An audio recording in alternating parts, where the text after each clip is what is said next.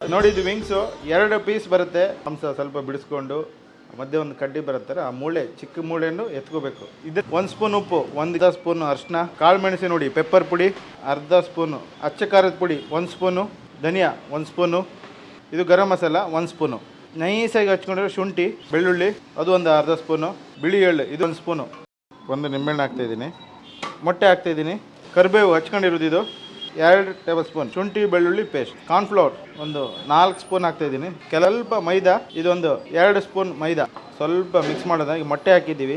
ಇದಕ್ಕೆ ಒಂದು ಚೂರು ನೀರು ಹಾಕೊತಿದ್ದೀನಿ. ಮಸಾಲೆಗೆ ಆಯಿತು. ಇದಕ್ಕೆ ಇವಾಗ ಲಾಲಿಪಾಪ್ ಪೀಸನ್ನು ಹಾಕಿ ನೀರು ಹಾಕಬಾರ್ದು, ಚಿಕನ್ನಲ್ಲಿ ನೀರು ಬಿಟ್ಕೊಂಡು ಸರ್ ಕಲ್ಲರು ಬರೀ ನೋಡೋದಕ್ಕಷ್ಟೇ.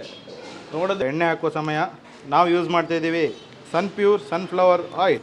1 ಅವರ್ ಆಯಿತು ಮ್ಯಾರಿನೇಷನ್ ಆಗಿ. ನೋಡಿ ರೌಂಡ್ ಶೇಪಲ್ಲಿ ಒಂದೊಂದೇ ಬಿಟ್ಕೋಬೇಕು. ಎಲ್ಲ ಒಟ್ಟಿಗೆ ಒಂದೇ ಸಲ ಬಿಡಬೇಡಿ. ನೀವು ಎಣ್ಣೆ ಎಷ್ಟು ಹಾಕ್ತೀರೋ ಅದ್ರ ಮೇಲೆ ಡಿಪೆಂಡು. ನೋಡಿ ಇದು ಬಾಯ್ಲ್ ಆಗಿದೆ, ಇಲ್ಲಿ ಅವರಿಗೆ ರೆಡಿ ಆಯಿತು. ಸ್ವಲ್ಪ ಎಣ್ಣೆ ಹಾಕ್ಕೊತಿದ್ದೀನಿ, 1 ಸ್ಪೂನು ಚಿಕ್ಕದಾಗಿ ಹಚ್ಕೊಂಡಿರೋದು ಬೆಳ್ಳುಳ್ಳಿ, ಒಂದು ಅರ್ಧ ಸ್ಪೂನು ಶುಂಠಿ ಸ್ವಲ್ಪ ಫ್ರೈ ಆಗಲಿ. 2 ಟೇಬಲ್ ಸ್ಪೂನ್ ಆಗೋಷ್ಟು ಚಿಲ್ಲಿ ಪೇಸ್ಟ್, ಇದು 2 ರಿಂದ 3 spoon tomato ketchup, 1 spoon soya sauce, 1/4 ಚಮಚ ಸಾಲ್ಟ್ ಹಾಕ್ತಾಯಿದ್ದೀನಿ, ಸ್ವಲ್ಪ ಎಳ್ಳು ಹಾಕ್ತಾಯಿದ್ದೀನಿ.